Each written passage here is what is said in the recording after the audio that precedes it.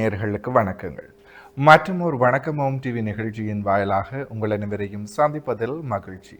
இன்றைக்கு புலர்ந்திருக்கக்கூடிய பொழுதானது அனைவரது வாழ்விலும் மங்களமும் சுபீட்சமும் நல்ல பல சுப காரியங்கள் நடைபெறக்கூடிய நல்லதோர் நாளாக அமைய எல்லாம் வல்ல இறைவனை பிரார்த்திப்பதோடு இன்றைய தினத்திலே பல சுப காரியங்களில் ஈடுபட்டு கொண்டிருக்கக்கூடிய நேயர்கள் சொந்தங்கள் யாவருக்கும் ஓம் தொலைக்காட்சி சார்பாக வாழ்த்துக்களையும் கூறிவிட்டு இன்றைய இந்த நிகழ்ச்சியினுடைய முதற் பகுதியான இன்றைய நாள் தொடர்பான தகவல் பகுதிக்குள் இணைந்திருக்கலாம்.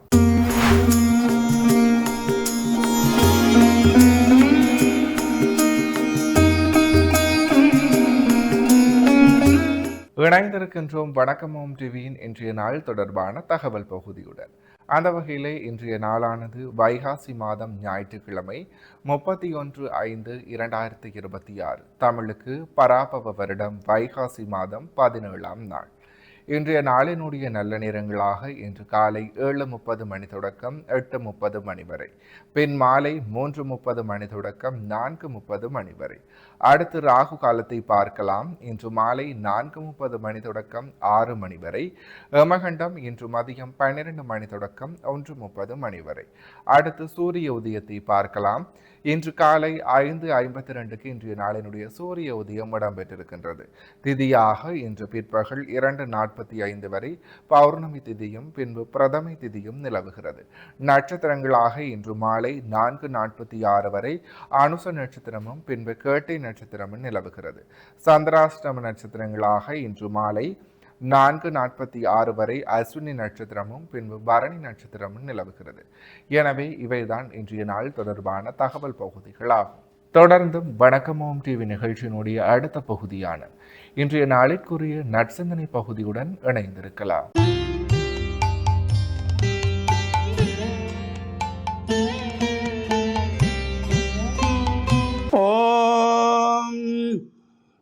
தனம் தரும் கல்வி தரும் ஒரு நாளும் தளர்வறியா மனம் தரும் தெய்வ வடிவும் தரும் நெஞ்சில் பஞ்சமில்லா இனம் தரும் நல்லன எல்லாம் தரும் அன்பர் என்பவர்க்கே கனம் தரும் பூங்குழலாள் அபிராமி கடை கண்களே.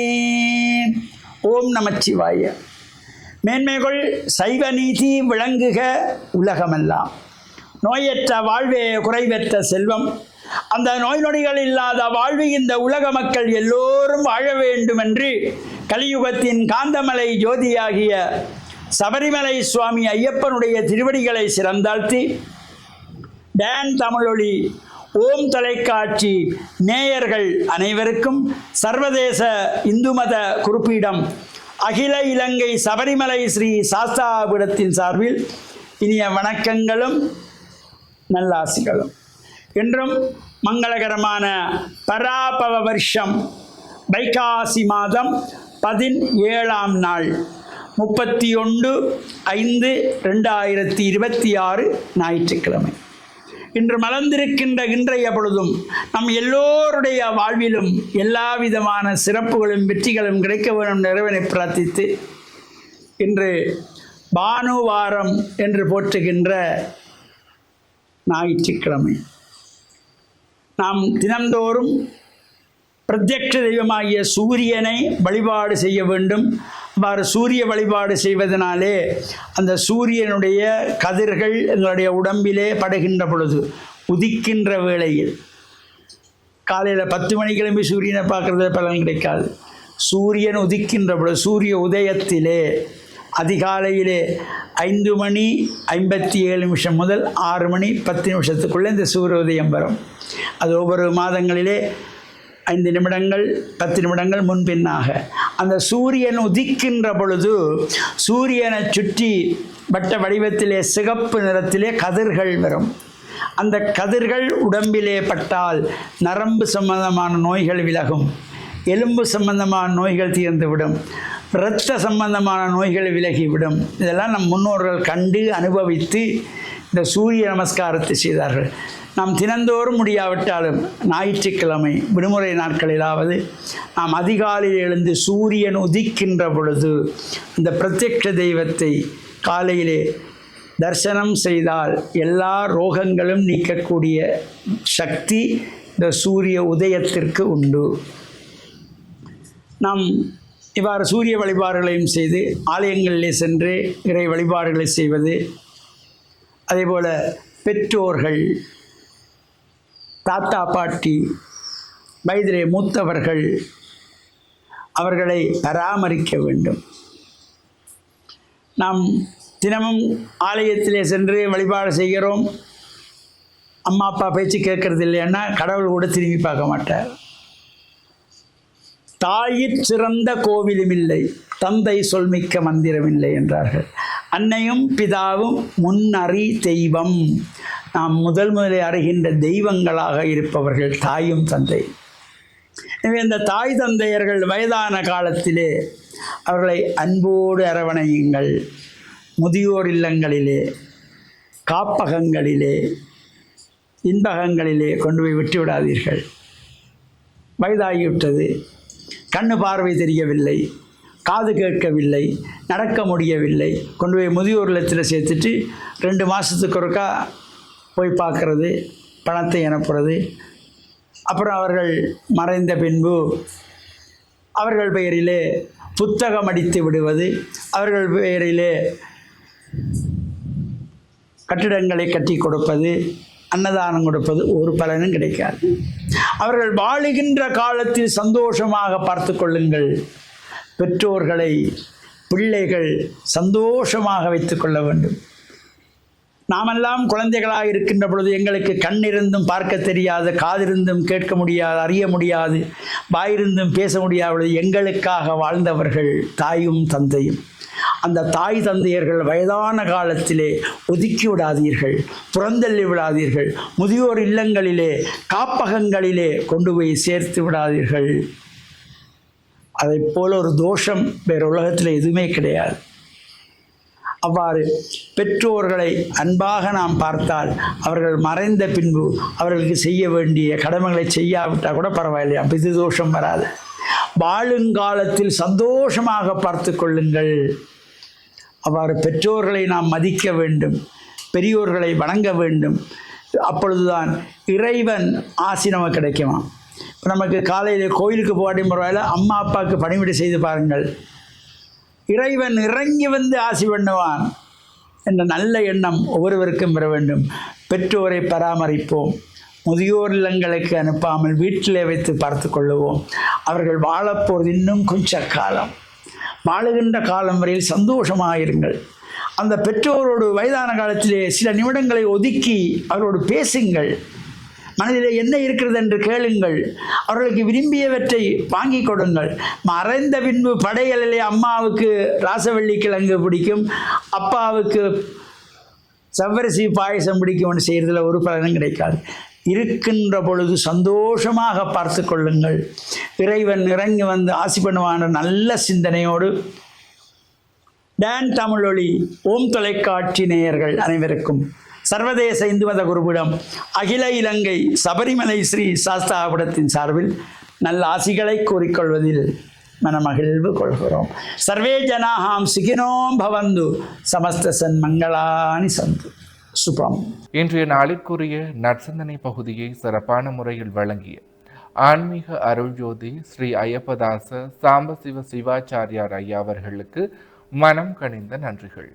தொடர்ந்தும் நிகழ்ச்சியினுடைய அடுத்த பகுதியாக இன்றைய நாளிற்குரிய ராசி பலன் பகுதிக்குள் நுழையலாம்.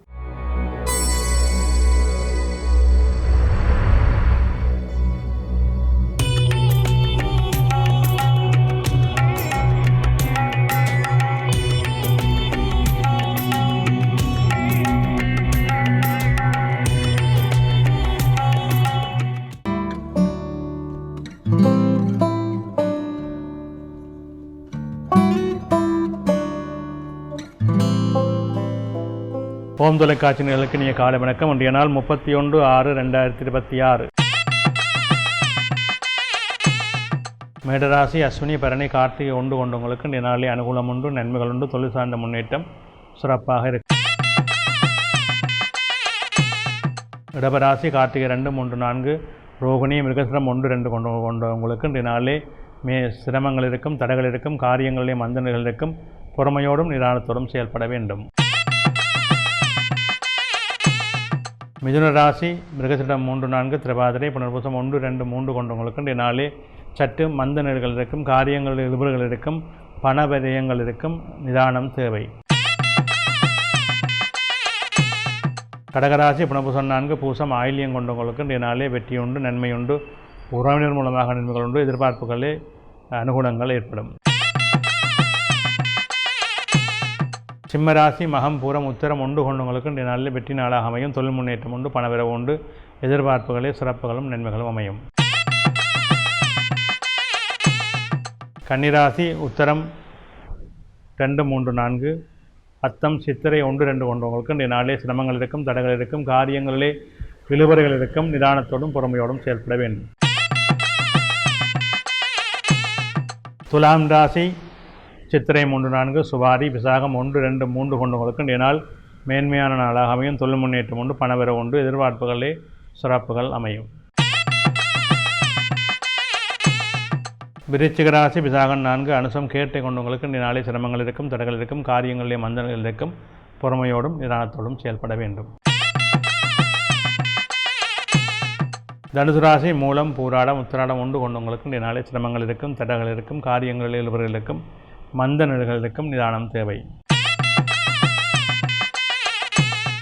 மகர ராசி உத்திராடம் 2 3 4 திருவோணம் அவிட்டம் 1 2 கொண்டவங்களுக்கு இன்றைய நாளிலே வெற்றிகள் உண்டு, நன்மைகள் உண்டு, பணவரவு உண்டு, எதிர்பார்ப்புகளே நிறைவான பலன்கள் அமையும். கும்பராசி அவிட்டம் 3 4 சதயம் பூரட்டாதி 1 2 3 கொண்டவங்களுக்கு இன்றைய நாள் வெற்றி நாளாக அமையும், தொழில் முன்னேற்றம் உண்டு, பணவரவு உண்டு, எதிர்பார்ப்புகளே சிறப்புகள் அமையும். மீனராசி பூரட்டாதி 4 உத்திரட்டாதி ரேவதி கொண்டவங்களுக்கு இன்றைய நாள் மேன்மையும் நன்மையும் தரும், தொழில் முன்னேற்றம் உண்டு, பணவரவு உண்டு, எதிர்பார்ப்புகளே சிறப்புகள் அமையும், நல்ல நாளாக அமைகின்றது.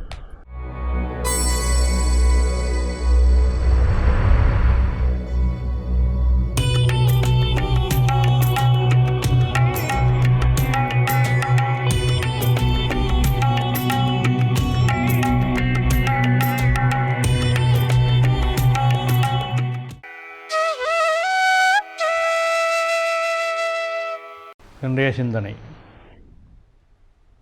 இம்முறை வைகாசி மாதம் அமைந்திருக்கின்றது. இந்த வைகாசி மாதத்திலே எங்களுடைய ஜோதிட நடைமுறையிலே சில மாதங்களிலே சில வருடங்களிலே மல மாதம் என்று சொல்லுவோம். அதாவது ஒரே மாதத்திலே 2 அமாவாசை வருவது, ஒரே மாதத்திலே 2 பௌர்ணமி வருவது, இதை மல மாதம் என்று சொல்லி சுபகாரியங்களுக்கு நாங்கள் எடுத்துக்கொள்வதில்லை, அதை நீக்கி விடுவோம்.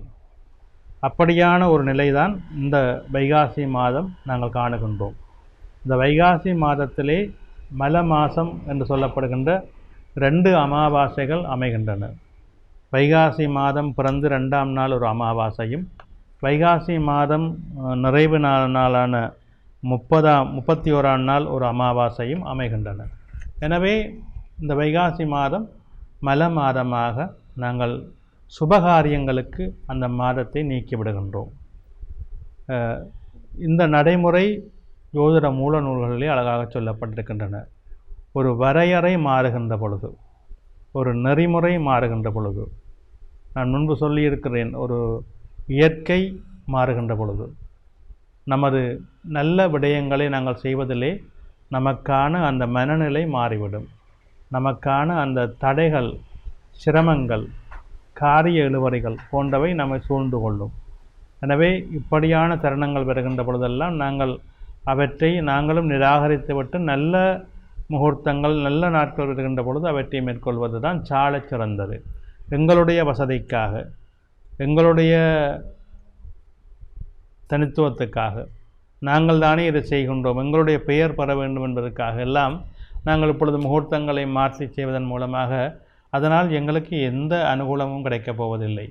மாறாக அதற்குரிய பலாபலங்களை, கஷ்டங்களை நாங்கள் தான் அனுபவிக்க வேண்டும், சிரமங்களை நாங்கள் தான் அனுபவிக்க வேண்டும்.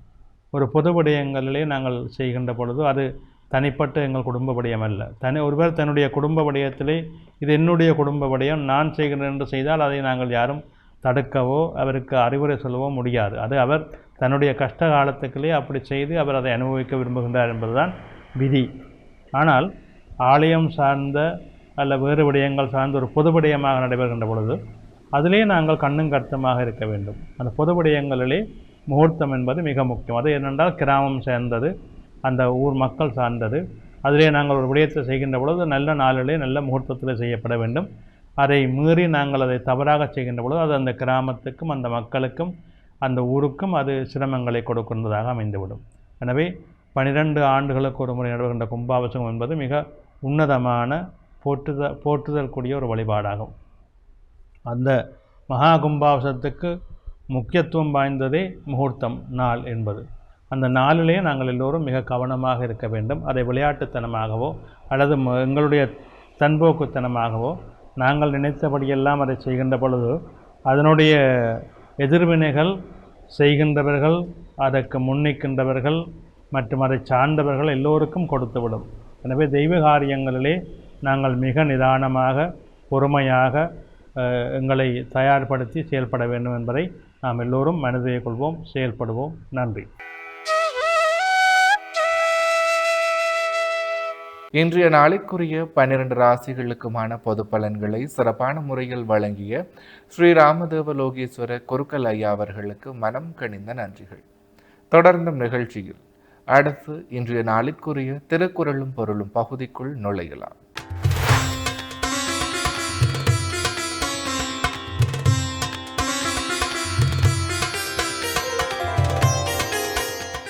இணைந்திருக்கின்றோம் திருக்குறளும் பொருளும் பகுதியுடன்.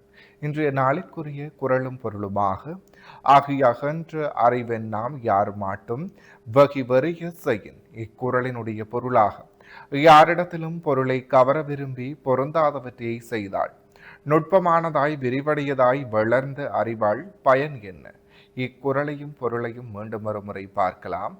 ஆகியகன்ற அறிவெண்ணாம் யார் மாட்டும் வகிவறிய செய்யின் இக்குறளினுடைய பொருளாக யாரிடத்திலும் பொருளை கவர விரும்பி பொருந்தாதவற்றை செய்தாள் நுட்பமானதாய் விரிவடையதாய் வளர்ந்த அறிவாள் பயன் என்ன?